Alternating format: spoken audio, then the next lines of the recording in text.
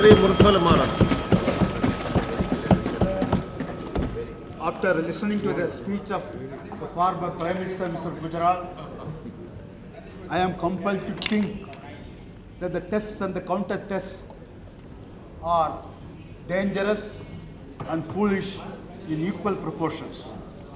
Because Mahatma Gandhi, the father of the nation, after Hiroshima and Nagasaki, has described the nuclear weapons as the most diabolical invention of science. They are abhorrent weapons. But sir, at the same time, I want to make use of this opportunity to congratulate the scientists, nuclear scientists and the engineers who made the Pokhran 2 possible. Lot of verbosity, sometimes jingoistics, sometimes partisan was used to describe the bomb. Sir, the Vishwa Hindu Parichat chief, Mr. Shingal, has described it as Hindu bomb. But Mr. Sharad Pawar immediately has commented it is a complete nonsense. Sir, who are the scientists that participated and contributed to the Pokhran 2? Dr. Bharat Ratna Abdul Kalam, the scientific advisor to the Defense Minister, Dr. R. Chidambaram, Chairman, Atomic Energy Commission, and Dr. K. Santanam, Senior Scientist of DRDO. Sir, they are all Tamils. So in a lighter vein, I would say, if you say it is a Hindu bomb, I will say it is a Tamilian bomb or Tamil bomb, because it would be appropriate. It was Silence. by the Tamils. Sir, pardon? Tamilian is also Hindu. It is not a Hindu Don't bomb. interfere. What is lighter vein? What is Not a Hindu. Don't intervene. So I am saying it is a lighter event. We are Tamils also. Pardon? Proud of it. I agree with you. Thank you. So, for once we are agreeing. Sir, I have to congratulate the Honorable Prime Minister for his magnanimity with which he traced the historic background of our nuclear program. It was Jawaharlal Nehru who laid the foundation for our nuclear option. He passed away before China's first nuclear explosion in 1964 that set off India's nuclear weapon debate. Then Lal Bahadur Shastri ordered India's nuclear explosion in 1965, but did not survive long enough. Finally, it was Mrs. Indira Gandhi and the successors of Dr. Homi Bhabha who conducted the first Indian explosion in 1974. Even though Mrs. Gandhi called it a peaceful nuclear explosion, India became, from that day onwards, nuclear weapon capable state. Then Mr. Rajiv Gandhi, even though he campaigned for global disarmament, was pursuing this option. Then came Mr. VP Singh, Mr. Chandrasekhar, who all gave strong support to this program. Mr. Narasimha Rao took close to a nuclear test in 1995. He strengthened the capacity to test at short notice, so the credit goes to him. Then, probably thanks to that effort, now we have camouflaged, the CIA could not detect it. Then came Mr. Devagowda and Mr. Gujarat. They did not test it. It was possible for them. It was within the reach to issue a command to test, but retained the option to do so by not signing the CTBT. So it is like a long relay race. Mr. Vajpayee ran the last lap, and getting the baton from one prime minister to another prime minister, so then thus making India a over nuclear weapon power. So what Mr. Vajpayee done is like this. What 9 previous governments have not done since Mrs. Gandhi detonated its first nuclear device 24 years ago has been done by Mr. Vajpayee. But the question is, why? Why at this time? Sir, I have the perception of Mr. Gujarat. There is no security compulsion. There is no security challenge. That is why, sir, the Economist of England says it is a brilliant diversion. Another comment is, it is a violent political coup. It looks like that. It looks more political.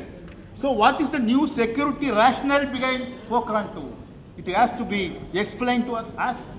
But there seems to be none, because the RSS Secretary Mr. Sudarshan has let the secret out.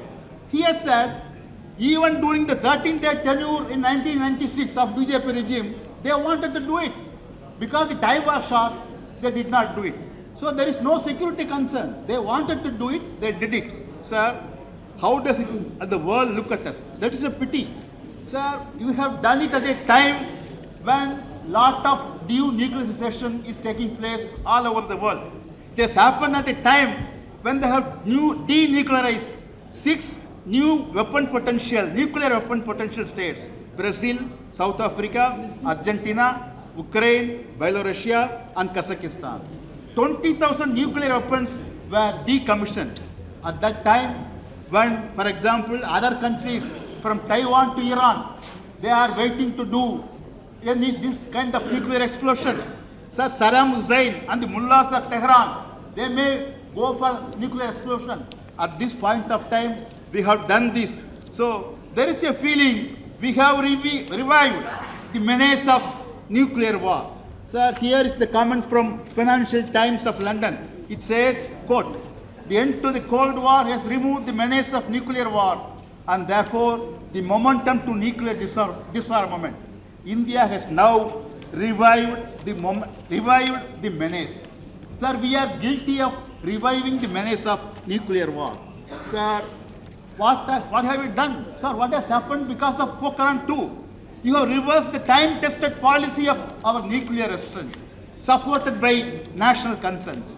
India's nuclear policy prior to May 11th was anything but a policy of nuclear abstinence. It has been blown up into pieces. After Pokhran 2, South Asia has changed. India has changed. What happened to the Gujarat Doctrine? Sir, I have seen, he has shown me some letters from the British Prime Minister Tony Blair and other dignitaries of foreign countries appreciating the benefits we got from the so-called Gujarat Doctrine. They have mentioned by name Gujarat Doctrine. I saw the letter written by Mr. Tony Blair to Mr. Gujarat. So the Bangladesh was happy. Other smaller countries were happy. Sri Lanka was happy. But even our timetable was going ahead with Pakistan. Secretary level meetings were taking place. A hotline was established between the two prime ministers. So there was thaw. Everything was cooling down. But at this point of time, why did we choose it? That is the question. So our relations, foreign policy has completely changed.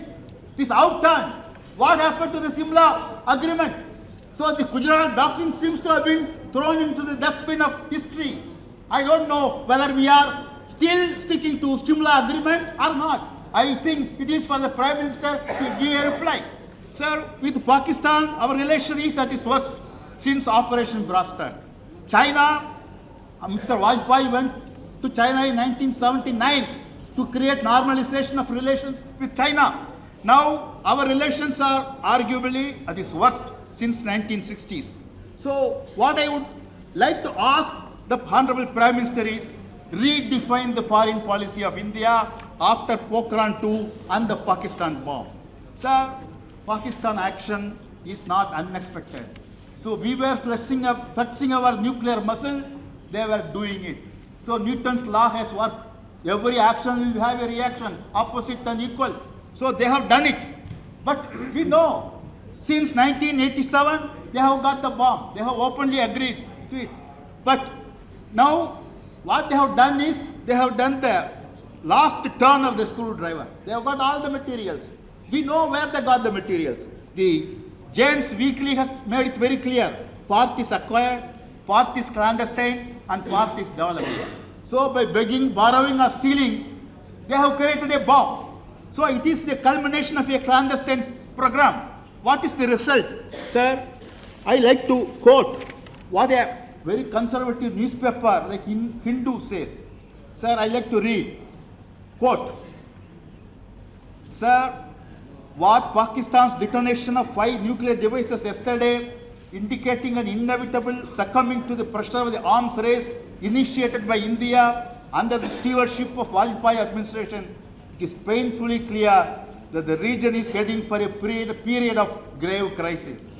there is little doubt that the provocative and the chauvinistic attitudes struck by the Vajpayee government have brought the country to the edge of a precipice, unquote. So this is a conservative paper like Hindu has written. So it is not Tamil paper. It is a paper closer to Mr. Subramania Swami. Sir, I'm not going into the sanctions. We may say the sanctions may not affect Pakistan, may affect strongly Pakistan. It may not affect us. That is not the point. So leave alone sanctions. Of course, it's a small country. It is a basket case. After all, they have got $1 billion of foreign exchange reserves, which is equivalent to 1 month's import. They may suffer a lot, but it is a different matter. But they are raking up some kind of a mania, some kind of a national hysteria. They have declared some kind of an emergency. So they are in a different direction, but we can't compare. Sir, there are many war doctrines. Sir, here the Prime Minister's statement says, we do not intend to engage in arms race. Sir, consciously or unconsciously, we are responsible for an arms race. Not an ordinary arms race, a nuclear arms race. It is taking place. We have triggered it. It has started. We don't know when we end it. It is not, as Mr. Chidambaram has quoted, it is not like stockpiling alone, preparing the bomb and putting it under the basement. How many bombs we have under the basement? It is not that calculation. Because every bomb there is a thing called Tritron. So it may go off after some time. We have to renew it every time. Not only that, the high priests of Cold War, they have created a doctrine called MAD. That is mutual assured destruction. So unless you reach that level, you can't stop producing it. So we should have enough to destroy the enemy. The enemy has enough to destroy us. That kind of perception both will get. Then only we will stop producing further bombs. Stockpiling further bombs. That is called mutual assured destruction. There are several war doctrines. This is one of the doctrines. Are we going to follow that MAD doctrine? Mutual assured destruction doctrine? Sir, nobody would wish to see a South Asian equivalent of the Cuban Missile Crisis. We saw the Cold War. Sir, there is all-round insecurity born out of uncertainty that we saw in the early days of the East-West Cold War. It took some time to get nuclear weapons under lock and key and to learn how to communicate in a crisis for the Western countries, for America and Soviet Union, then Soviet Union. But here, our defense minister said it has been weaponized. Former Prime Minister asks a clarification. If so, who is having the command? Who is having the control? The military generals or the Prime Minister or the cabinet? We don't know, sir. What? Sir, now, what is the decision-making time? So there is no buffer between India and our neighbors. So every warning, we don't have a early warning system. So we are having proxy war. According to our Home Minister, there is terrorism. People are coming here and shooting our people. So in this context, we should look at it. Minor skirmishes may be contained, but if miscalculations may take place and the ultimate consequences can be devastating. Sir, I want to read what a Pakistani professor is feeling about the nuclear bomb. He is an associate professor of physics in Islamabad University. Sir, I am quoting, the nuclear weapons are to be used in a war with India when conventional defense system fails to withstand the Indian superiority. They agree, if conventional weapon system succeeds, if our system succeeds, then they will press the nuclear button. Sir, I am still quoting, quote, the message too is very clear. If any future conflagration, that means Pakistan, finds that our forces, that is Pakistani forces are losing ground, we shall not hesitate. We means Pakistan. Pakistan shall not hesitate to use whatever nuclear arsenal we have. It may be small, but it surely will cause a damage that cannot be acceptable to you, to India. We also know that we have a much larger stock of nuclear weapons. That is their opinion. And that you can indeed inflict much worse damage onto us But our level of desperation is such, the level of desperation of Pakistan is such that it's acceptable to us in comparison to a capitulation to your hegemony. A little mistake here and there can easily lead to havoc in the two countries. Should this be allowed? Unquote. So the Pakistani professor asked the question. I am asking the same question. A small miscalculation will lead to nuclear destruction of this ancient civilization. It won't stop with that. So my question is, there is instability, dangerous instability. What they call as not an ordinary instability, a hair triggers instability to any future crisis. So in 1985, sir, when President, in the height of Cold War, when President Reagan and Gorbachev met, they brought out a doctrine or whatever called a declaration. That is, a nuclear war cannot be won and therefore should not be initiated. That is the lesson they have learned, the two superpowers. Therefore, the challenge is to make the subcontinent and the region free of war and conflict. So, the most urgent need is to avoid a nuclear war or even the threat of nuclear weapons. We should avoid the nuclear race. New Delhi needs to propose comprehensive negotiations with Pakistan on a whole range of nuclear and unconventional confidence building measures. Sir, what should be done? It is very important. We cannot unscramble an omelette. We can't go back to the status quo. The blasts have taken place, the tests have taken place. Pakistan is going to continue the same. So what we have to do? For that we should think very deeply. I don't know why we have unnecessarily invited China also into this trouble. Sir, here is Mr. Jain Dixit, the former foreign secretary. He writes, I quote, I wish we had not been so specific in mentioning China as the reason for our nuclear weaponization. That is what he says. I also quote, we have landed in an unnecessary confrontationist stand with China. Sir, it is high time with China. It is absolutely necessary to bring relations back on the track. Escalating the current confrontation, which frankly has been begun by us, will be detrimental to our mutual interest as well as the regional stability. So we should give top priority. As Mr. Gujarali has stated, in 1993, China, which is an acknowledged nuclear weapon state then, and India signed an agreement to bring about peace and tranquility on the border on the principle of mutual and equal security. It was done in 1993 when Mr. Narasimha Rao was the Prime Minister. The principle of mutual security now assumes more credible dimension. This should lead to greater understanding and mutual respect in accordance with the Panchsheel Accord 44 years ago.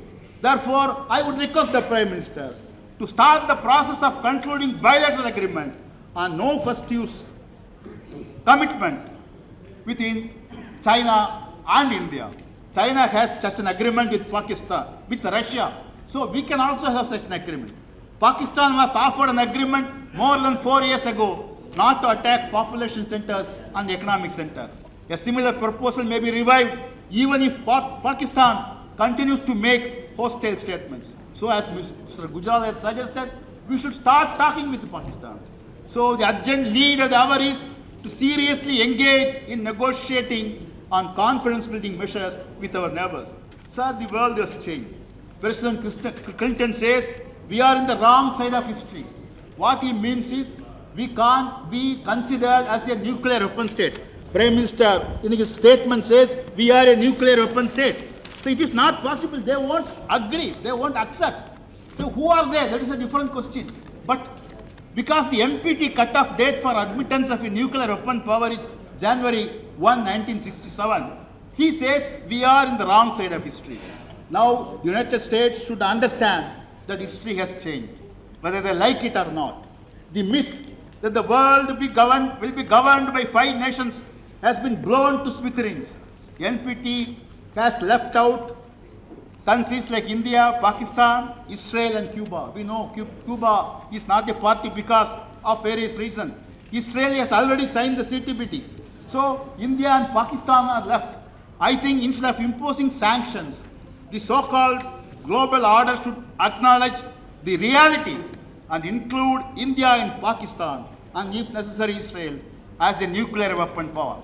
So for that, it is maybe very difficult. They say, the State Department official has said it is an enterprise, a difficult enterprise. It may be true, but the Prime Minister should call for a conference of world leaders, or he should call for a world summit to consider nuclear security for the entire world, because the scenario has changed.